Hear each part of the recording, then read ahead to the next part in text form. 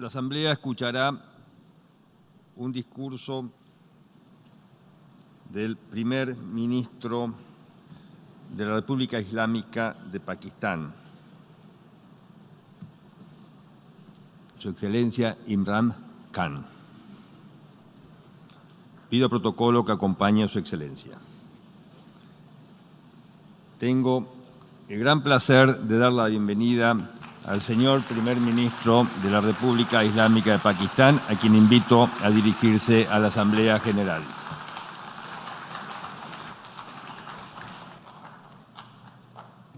Bismillah ar-Rahman ar-Rahim. Iyyaka na'budu wa iyyaka nasta'in. Mr. President, Honorable Secretary General, Excellencies, ladies and gentlemen, I feel honored today to represent my country at this forum of world leaders, where we have a chance to discuss problems that the world is facing. I want to talk about a lot of problems, but just 4 today. And I especially came to this forum despite a difficult time in my country, facing challenges. I would not have come, but because I feel that there are some very urgent problems which the world must address. So first of all, I start with climate change. So many leaders have talked about climate change.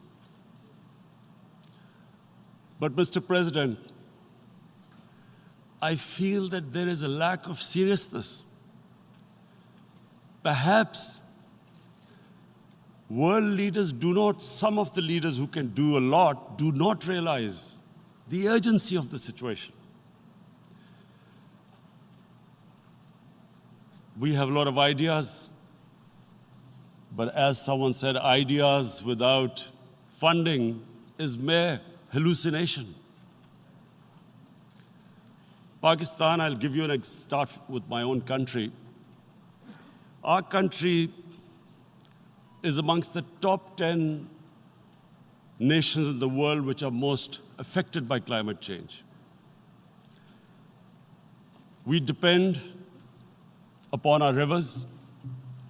We are mainly an agricultural country. And 80% of the water in our rivers comes from our glaciers. The glaciers, not just on the Pakistani side, even India. The 80% of the water in Ganges and the Indian rivers also comes from the glaciers, from the Himalayan glaciers, Karakoram, Hindu Kush. And these glaciers are melting at quite a rapid pace. We detected already 5,000 glacial lakes in our mountains. And if this keeps going, if nothing is done, we are scared that humans are facing a huge catastrophe. In my country, when my party came to power in the province of KP, we planted 1 billion trees in 5 years. Now we've set ourselves a target of 10 billion trees in Pakistan. Idea being to counter the effects of global warming. But one country cannot do anything. This has to be a combined effort of the world. My optimism comes from the fact that humans, the Almighty has endowed humans with great powers. We can do anything, provided our survival instinct is stirred up. And this is really what I hope that the United Nations will take a lead in this. There must be more emphasis. Richer countries must be pushed. Countries that are responsible for, mainly are responsible for greenhouse gas emissions. They must be pushed because our country contributes minuscule amount to greenhouse gases. So I feel that the United Nations must take leadership in this. My second issue for me right now is even more critical. Mr. President, every year, billions of dollars leave the poorer countries and go towards rich countries. Billions of dollars siphoned off by the ruling elites of the developing world. And they find their way into Western bank accounts, offshore accounts, tax havens, expensive properties hidden behind companies bought in Western capitals. Mr. President, this is devastating the developing world. This is causing more poverty, deaths. It's impoverishing the developing world. The difference between rich and poor countries is growing because of this. Money laundering, which happens because money leaves the poorer countries into rich countries, is not treated the same as, for instance, money from drugs or terror financing. The seriousness which terror financing and money from drugs, the way it is treated, it's not the same. The way the poor countries are being plundered by their elites. It's not happening. In my country, when I took charge of our government a year back, in the 10 years preceding that, our total debt went up 4 times. The debt we had accumulated in 60 years, just in 10 years, it went up 4 times. As a result, the total revenue we collected in 1 year, half of it went into debt servicing. How are we going to spend money on our human beings, 220 million people, when half the money is going into debt servicing? Because our country was plundered by the elites, the ruling elite.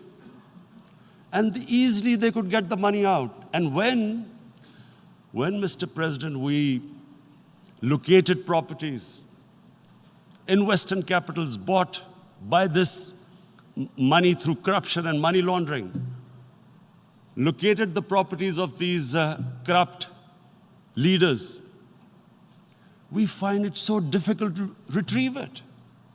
That money, if we retrieved that money, we could spend on our human beings. But it's so difficult.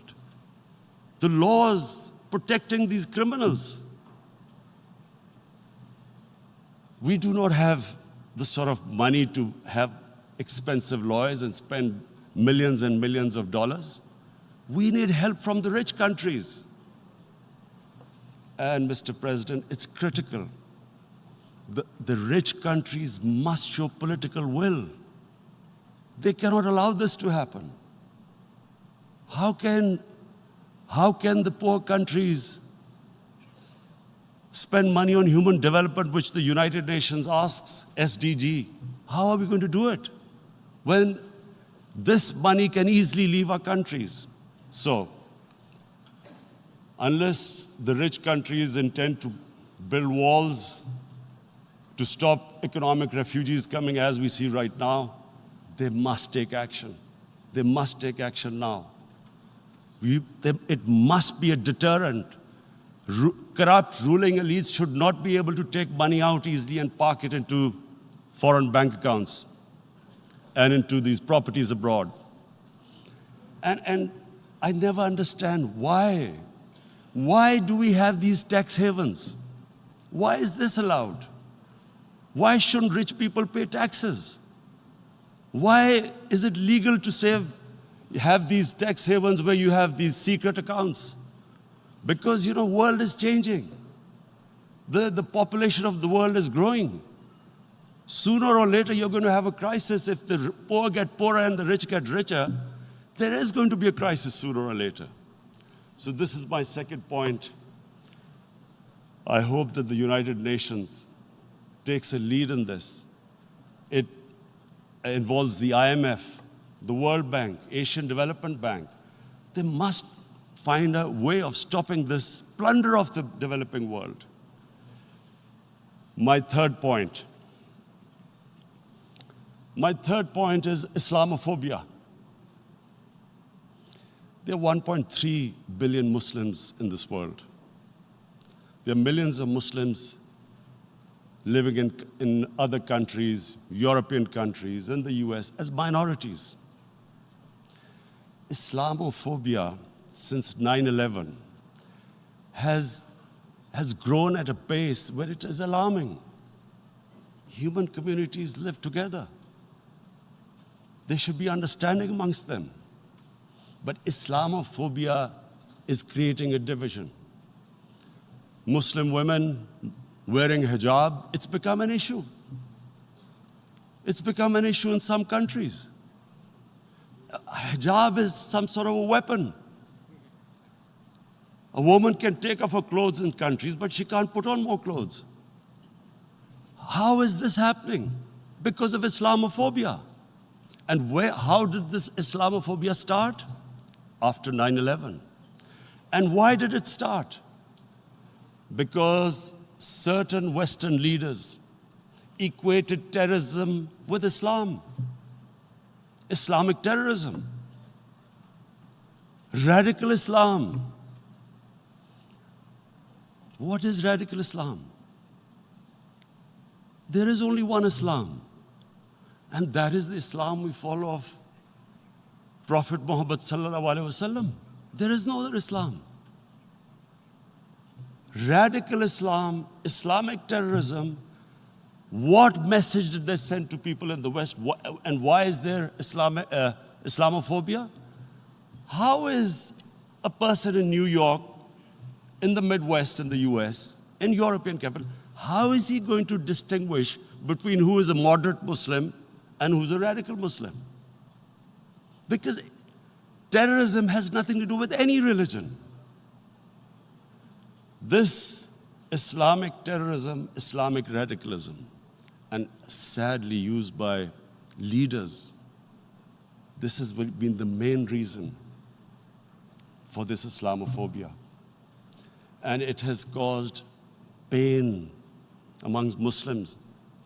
We in Muslim countries watch this Islamophobia traveling abroad, and it's getting worse. And may I just say, Mr. President, that in European countries, it is marginalizing Muslim communities.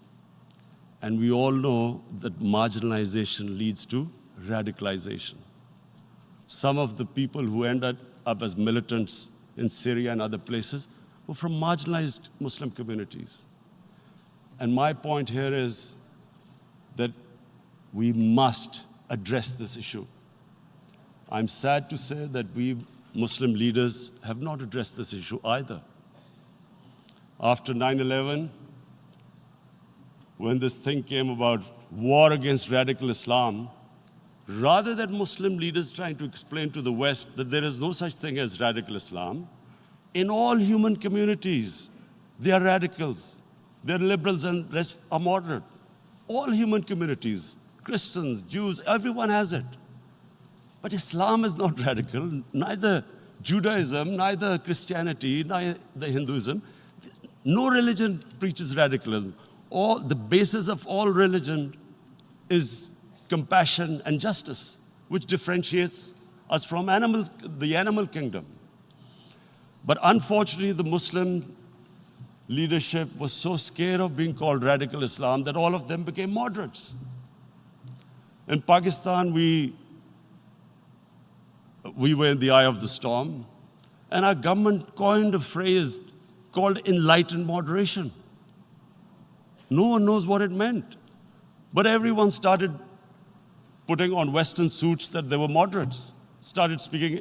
Even those who didn't know English would speak English because they were moderates. No one had a clue what it was. Because we, in the Muslim world, did not explain to the West that there is no such thing as radical Islam. One of the reasons why after 9/11, Islam was supposed to be equated with terrorism was suicide attacks. Because the 9/11 bombers did a suicide attack, all sorts of theories came up that the Muslims are involved in suicide attacks because they will get virgin in heavens. Some came up with, what about women, suicide attackers? So this bizarre thing happened. No one explained. Suicide attacks and Islam were equated. No one did research that before 9/11, the majority of suicide attacks in the world were by Tamil Tigers, who were Hindus. No one blamed Hinduism, and quite rightly. What has Hinduism got to do with what desperate people were doing in Sri Lanka? We all know we've seen films about Japanese kamikaze pilots at the end of the Second World War doing suicide attacks. No one blamed the religion. But here we were trying to prove we were moderates and not explaining to the West. But the most important thing I wanted to say here today, in explaining this Islamophobia, Mr. President, and I feel it's very important because I've spent, because of I played professional sport in England, I spent a lot of time there. So I know how the Western mind works and how West views religion. So where the misunderstanding about Islam came. And one of the reasons it caused Islamophobia. That was, in 1989, this book was published, maligning, insulting, ridiculing our Prophet Muhammad sallallahu alaihi wasallam. And there was a reaction in the Muslim world. The West couldn't understand what was the problem. Because in the West, because I have spent so much time in the West, religion is perceived completely differently. They don't look upon religion like we do. And so, Islam was supposed to be an intolerant religion. It was against freedom of expression. And Islam took a real beating 30 years ago. I still remember it became a watershed. And every 2 or 3 years, someone would malign our Prophet, peace be upon him. There would be a reaction by the Muslims. And again, it was Islam, an intolerant religion. Again, this time, I blame a certain section of the people in the West who deliberately provoked this, knowing the impact it would have. But the majority of the people in the West didn't understand. This is where, again, Muslim leadership let the Muslims down. We should have explained to them what our Prophet, peace be upon him, means to us. So in 1 minute, I'll try and explain what he means to us. Our Prophet was the witness to the divine book, the Holy Quran. The Holy Quran is the book of guidance for Muslims, and the Prophet's life was living the Quran. He was an example of what the Quran guided us to be. So he is the ideal we all try to get to. The Prophet created the state of Medina, the first state in Islam. That state was the basis of a Muslim civilization which became the predominant civilization for the next 700 years. And what was that state? I hear such strange things about Islam, that it is against women, it's against minorities. The first state of Islam in Medina, it was the first time a welfare state was set up. The state took responsibility of the weak, widows, orphans, poor people, handicapped. It taxed the rich, spent the money on the poor. The state announced that all human beings are children of Adam, hence equal, whatever the color of their skin. The state announced, the Prophet announced that, and slavery, the whole system depended on slavery as it did for many years in the Western societies. The Prophet said that one of the greatest deeds is to free a slave.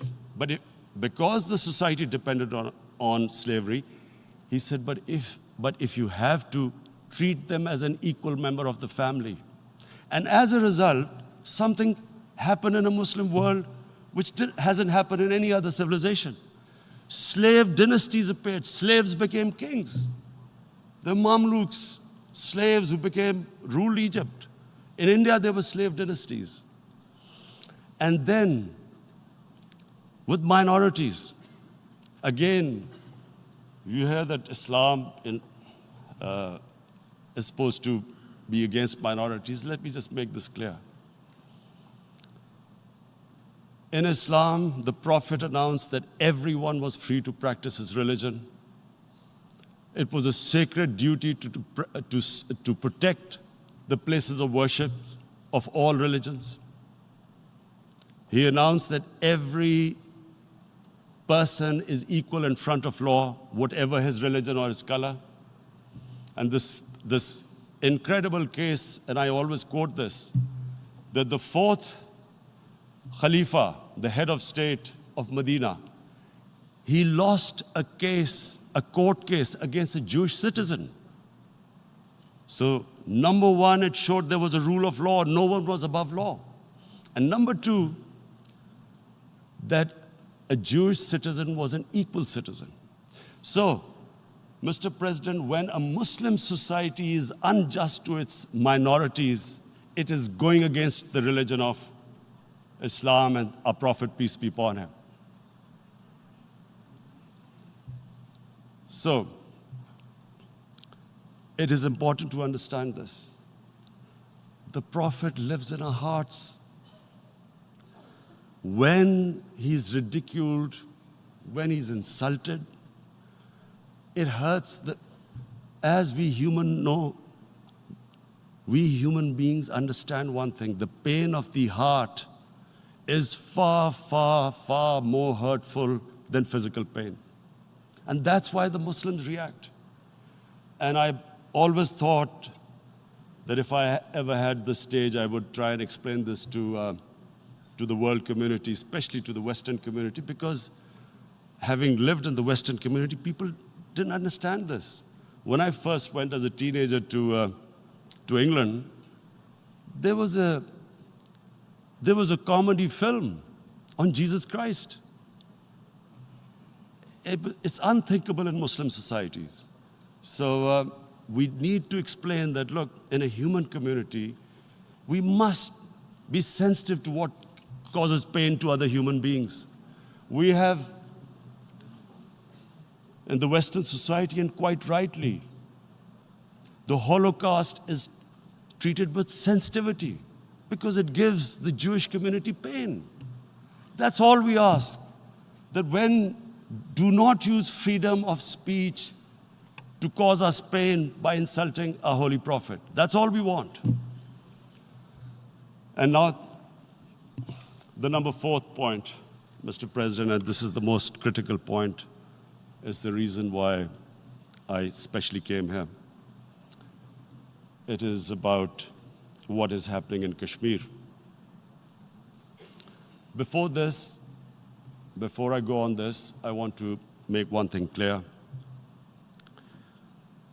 that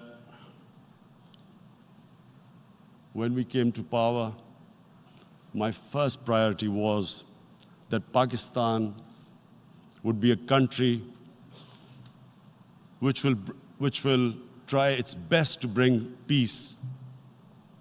We had been through this war on terror. We joined the United States war on terror after 2001. And Pakistan went through one of its worst periods where 70,000 Pakistanis died and over 150 billion was lost to our economy. And Mr. President, I opposed the war because in the 80s, Pakistan had joined the Western countries in what was the freedom struggle then in Afghanistan against the Soviets. And it was funded by the Western countries. These Mujahideen groups, which were treated in guerrilla warfare, were trained by Pakistan Army, funded by the Western countries, and especially US, and they waged what was a freedom struggle in Afghanistan. The Soviets called them terrorists. We called them freedom fighters. 1989, the Soviets retreated. The Americans packed up and left. Pakistan was left with these groups. Come 9/11, Pakistan joined the United States in this war on terror. And now our government was supposed to, the reason why I opposed joining this war, because here we had indoctrinated them in jihad, meaning freedom struggle against foreign occupation. Now, because we had joined the US, and the US had occupied Afghanistan, now we were supposed to tell them that, no, this is not freedom struggle and jihad, it's terrorism. So that's why I tried to tell then government that, stay neutral because you will have leverage over them. You will be able to control them, but if you join them, you become collaborators and they will attack you, which is what happened. They turned against us. We went through a nightmare. 70,000 people killed in a war we had nothing to do with. No Pakistani was involved in 9/11. Taliban were in Afghanistan. Al-Qaeda was in Afghanistan. What had we to do with it? 70,000 Pakistanis died. So when we came to power, we decided that we would dismantle what was left of these groups. And this decision was taken not just by us, but by all the political parties in Pakistan. Unfortunately, they didn't implement it. So we came to power, we decided to implement it, and we dismantled whatever was left of the groups.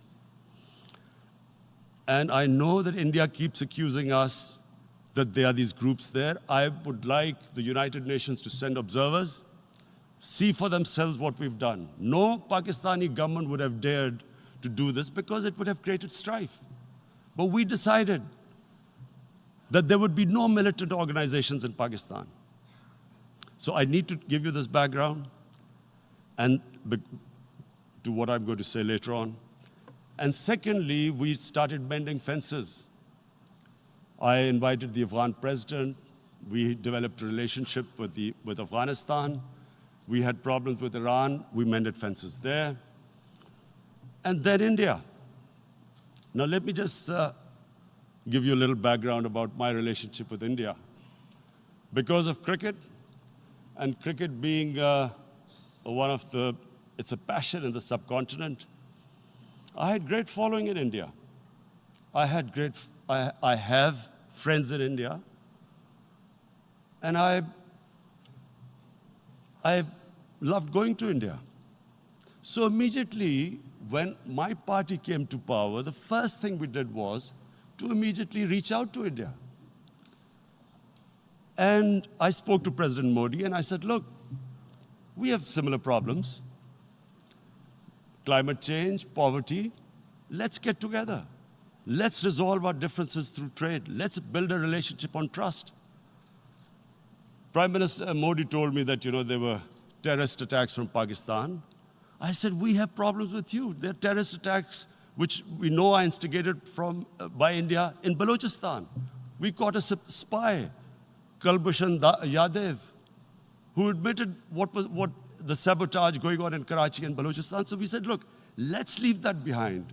Let's move forward. Our main priority should be our people. The highest number of poor people live in the Indian subcontinent. Unfortunately, didn't make any headways. Our foreign ministers were supposed to meet on this in the UNGA last year. India canceled it. We thought that it's their election coming up. It's a nationalist, ultra-nationalist party.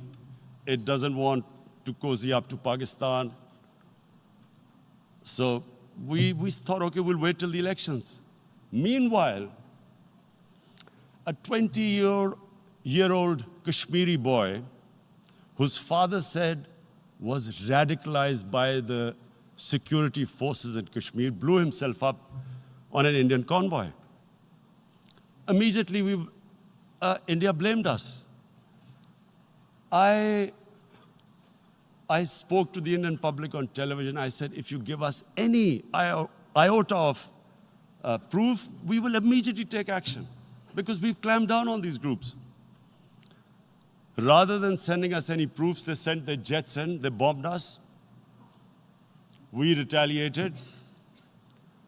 A jet, 2 of their planes were shot down, 1 pilot bailed out in Pakistan. We immediately returned the pilot, saying that, look, we do not want any escalation.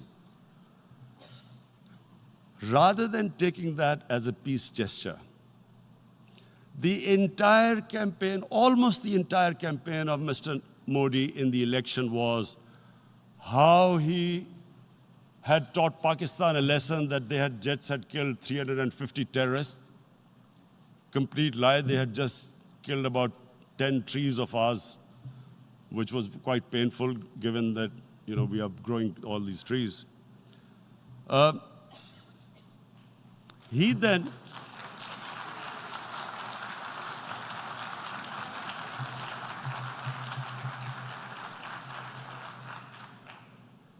the election campaign, Mr. Modi used words like, this is just a trailer, the movie is about to start. I went into Pakistan and taught them a lesson. This was the election campaign. Okay, so we thought, us politicians make all these statements to win elections. So, okay, after elections, we'll get back to our normal relationship. Well, the moment the elections ended, we approached India, no response, but then we discovered they were trying to push us in the FATF blacklist to bankrupt us. That's when we realized there was an agenda.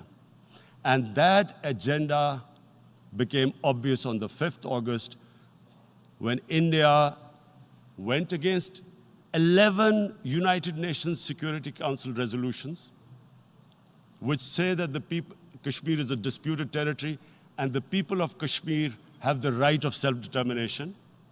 They went against that. They went against Simla Accord, which is about bilateral, sorting out our differences through bilateral means, went against that. They actually went against the Indian Constitution. Illegally, they revoked Article 370, which gave Kashmir the special status. They got an extra 180,000 troops there. Total number of security forces in Kashmir now are 900,000.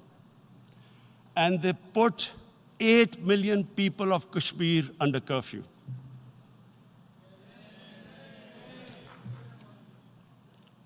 Mr. President,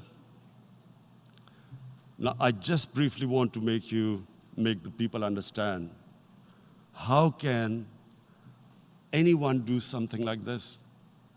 And for that, I have to explain to you what is RSS.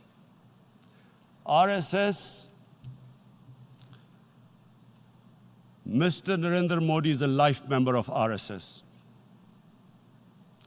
RSS was an organization that was inspired by Adolf Hitler and Mussolini, came about in 1925. They believed in racial purity, racial superiority. They also believed they were an Aryan race like the Nazi believed they were an Aryan race. All that I'm saying can be verified. This is the time of information revolution. You can Google all this, what I'm saying. But it is very important for me to explain this to you so you know what is happening in India. This RSS believed in the ethnic cleansing of Muslims from India. At one point, there was racial superiority of the Hindu race. Secondly, it was hatred for the Muslims and for the Christians, because they believed that this golden age of Hindu civilization was stopped because of Muslim rule centuries back and then the British rule of India. So it was racial superiority and hatred for Muslims and Christians. This is openly stated. You look at the founding fathers of RSS, Golwalkar and Savarkar. Just Google them and you'll find out. And this ideology of hate is what murdered the great Mahatma Gandhi in 1948. It was this ideology of hate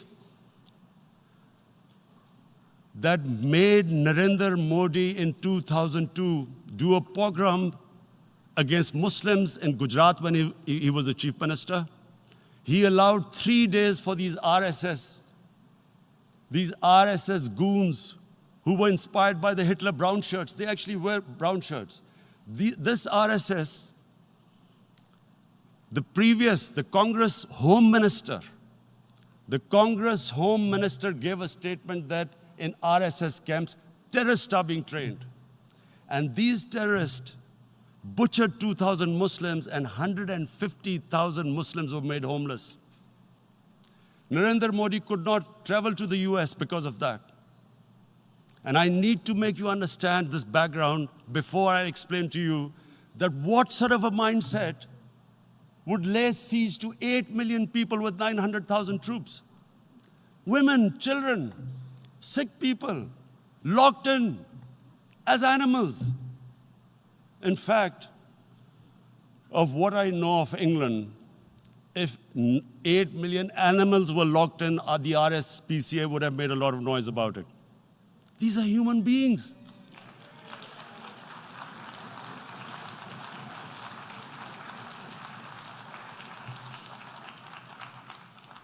And Mr. President, what comes with racial superiority, these illusions of Aryan superior race, is arrogance. The two go together. And it's arrogance that makes people make mistakes and do stupid things. Cruel things like what Narendra Modi has done. It's sheer arrogance. And it's arrogance that has blinded him from the fact that what is going to happen when the curfew is lifted? Has he thought about it? This hasn't been thought through. What is he going to do when he lifts the curfew? Does he think that people of Kashmir will quietly accept the status quo because India has changed the constitution and taken away the special status? They'll accept that? Mr. President, 100,000 Kashmiris have died in the past 30 years because they were denied the right given by the United Nations, the right for self-determination. 100,000 have died and 11,000 women have been raped. There are 2 United Nations human rights reports on this. The world hasn't done anything because India is a huge market, 1.2 billion people. Sadly, the material prevails over the human. But this has serious consequences. Again, I repeat, that's why I'm here. Look, what is going to happen when the curfew is lifted will be a bloodbath. The people will come out. There are 900,000 troops there. They haven't come to, as Narendra Modi says, he's done this for prosperity of Kashmir. This is supposed to be for the development. These 900,000 troops, what are they going to do when they come out? There'll be a bloodbath. Has he thought it through what happens then? Mr. President, has anyone thought that what happens when there is a bloodbath? What do you think the impact will have on people of Kashmir? What do you think they will think? The way they have been boxed in their houses, treated like worse than animals, no rights. Thousands of all the political leadership has been arrested, taken out of Kashmir. Even those Kashmiri leaders who were pro-India have been taken out. 13,000 boys have been picked up and taken to God knows which destinations. So what do they think? What will the people of Kashmir do when they lift the curfew? They will be out in the streets. And what will these soldiers do? They will shoot them. They've already used pellet guns, blinded young boys. In the last 6 years, the 5 years, the oppression that has gone on in Kashmir. And so, Kashmiris will be further radicalized. Mr. President, there will be another Pulwama. And guess what? India will blame us. They're already blaming us. They're saying all this is happening because of Pakistan. One of their defense ministers said, there are 500 terrorists lined up on the border to go in. Why would Pakistan send 500 terrorists when there are 900,000 troops? What impact are they going to make? What will they do? And why would? Don't we know that the moment there is some terrorist attack, all that will happen is there'll be further cruelty and oppression of the people of Kashmir.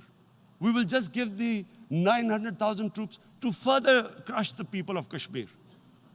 And then we'll give the Indian government an excuse that, look, Pakistan is a terrorist state, and this mantra that has gone on, Islamic terrorism. The moment you use this catchword, Islamic terrorism, the whole world turns away. No one talks about human rights. You can do whatever you want, which is what has happened in Kashmir, because they keep using this word, Islamic terrorism. And this is what they're doing right now. What do we benefit from further increasing the cruelty on the people of Kashmir? And why would we want this? But there is no other narrative left for India. As when they lift the curfew, whatever happens, Pakistan will be blamed, and there is always a danger of another Pulwama. They might come and bomb us again, and then another cycle might start. And what does Narendra Modi think? That 180 million Muslims of India are thinking right now. Aren't they watching these Kashmiris stuck inside for 55 days they've been stuck in? Aren't they watching? What do you think? Don't you think that the Muslims will be radicalized in India? And I'm talking about 180 million people. And when they get radicalized, there will be some incident in India somewhere down the line. Again, we will be blamed. And I'm warning you right now, again, we will be blamed. And Mr. President, what about 1.3 billion Muslims who are watching this? And they know that it is only happening in Kashmir because they're Kashmiri Muslims. This is not happening to Kashmiri Hindus. They know that this is happening because of their religion. So what do you think they will be thinking? What do you think the Jewish community would think if they were, forget 8,000 Jews stuck like this? What do you think Europeans would think? What do we think? I mean, any human community, if their members are stuck like that, what do you think they will think? Are we a children of a lesser God? Is it not going to cause us pain? And then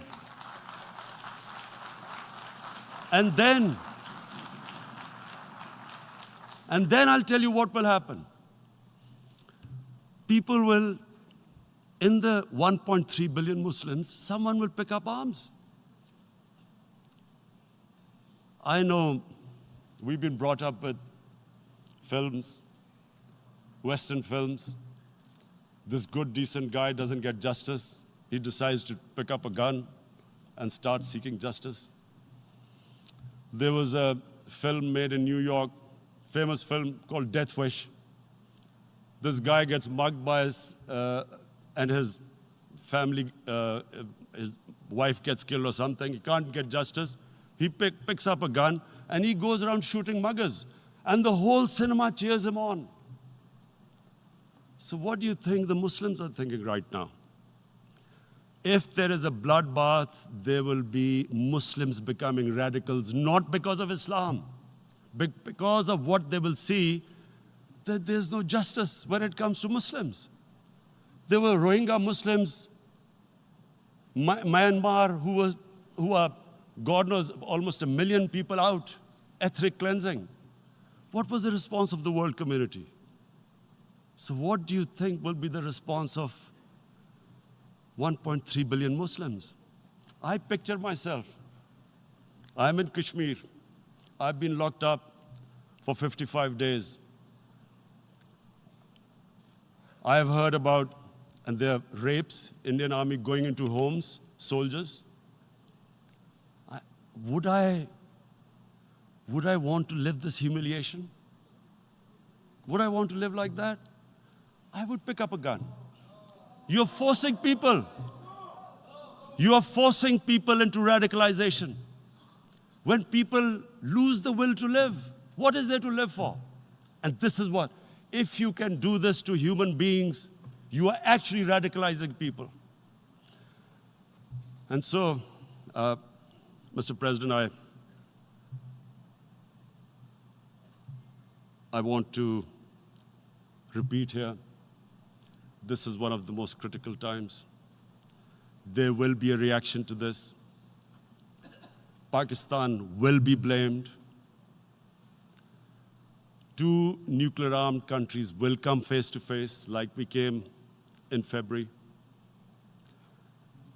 And before we head in that direction, the United Nations has a responsibility. This is why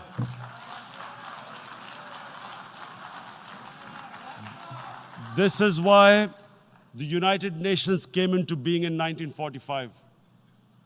You were supposed to stop this happening. I feel we are back to 1939, Munich. Czechoslovakia has been taken, annexed. What is the world community going to do? Is it going to appease a market of 1.2 billion, or is it going to stand up for justice and humanity?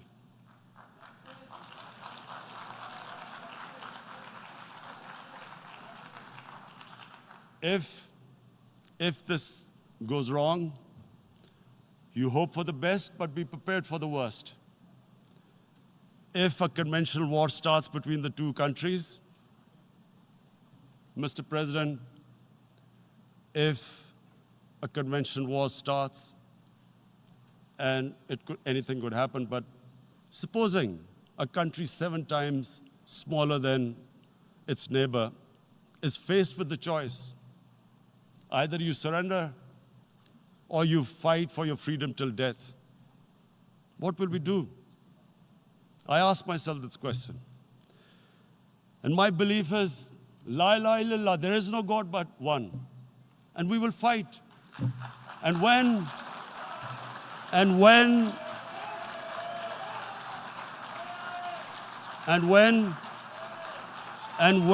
a nuclear-armed country fights to the end, it will have consequences far beyond the borders. It will have consequences for the world, which is why I repeat I'm here. Because I'm warning you, it's not a threat. It's a fair worry that where are we headed? And I've come here to tell the UN, you've got to, this is a test for the United Nations. You are the one who guaranteed the people of Kashmir the right of self-determination. They are suffering because of that. And this is the time. This is the time not to appease like in 1939 appeasement took place. This is the time to take action. And number 1 action must be that India must lift this inhuman curfew, which has lasted for 55 days. It must